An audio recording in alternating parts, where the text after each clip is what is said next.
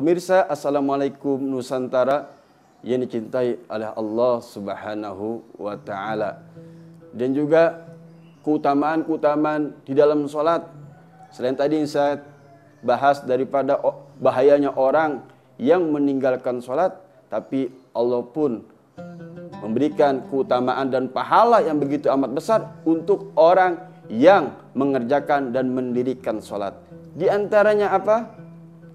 Ketika seorang hamba melakukan ibadah sholat, mendirikan sholat sebagaimana diriwayatkan di dalam sebuah hadis baginda Rasulullah SAW yang diriwayatkan oleh Al-Imam At-Tabrani, bahwasanya innal abda, sesungguhnya seorang hamba, idza qama wa yusolli, dan ketika dia berdiri mendirikan sholat untuk melakukan sholat, atta bidunubihi, dia akan datang bersama dosa-dosanya, kulihat seluruh dosa-dosanya. Menurut keterangan ulama di sini mengatakan bahwasanya dosa-dosa kecil mereka dibawa ketika mereka sholat, fawudi'at ala ra'sihi wa atiqaihi, dan akan diletakkan oleh Allah Subhanahu wa Ta'ala dosa-dosa orang yang mendirikan sholat tersebut di atas kepalanya dan di atas kedua bahunya. Faida roka'a au sajada, ketika dia ruku dan ketika dia sujud, maka fatasagotot, maka akan gugur dosa-dosanya tersebut semuanya. Bayangkan saudara, gimana keutamaan-keutamanya.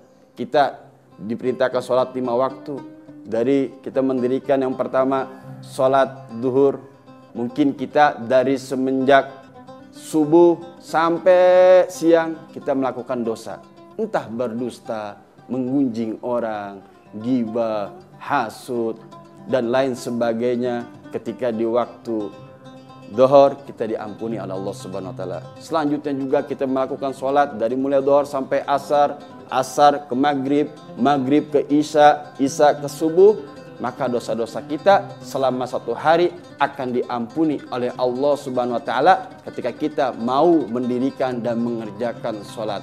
Pemirsa, Assalamualaikum Nusantara. Begitu amat mulianya orang yang mendirikan sholat. Bahkan orang yang mendirikan sholat disebutkan di dalam Al-Quran dengan firman Allah Subhanahu wa Ta'ala, qad aflahal mu'minun alladzina hum an sholatihim khashi'un.